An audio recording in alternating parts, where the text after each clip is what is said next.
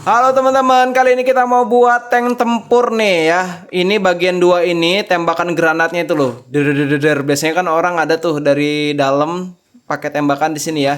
Ini baru tembakan utamanya nih tuh. Cakep ya. Buatnya juga nggak susah, terus baloknya nggak butuh banyak. Kalau bikin warnanya kalian nggak bisa kayak gini, kalian warnanya bisa random aja gitu ya. Jadi buat kalian yang mau tahu prosesnya dari awal, jangan skip video ini ya. Tonton sampai habis. Hai.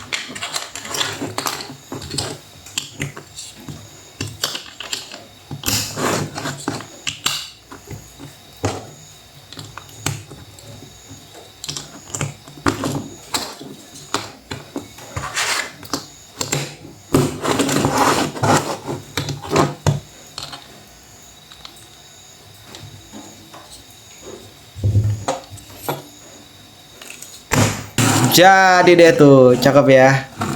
Lumayan buat main di rumah tuh ya. Kalau kalian ada request, komen aja ya. Jangan lupa subscribe bagi yang belum subscribe ya. Terima kasih banyak ya teman-teman ya.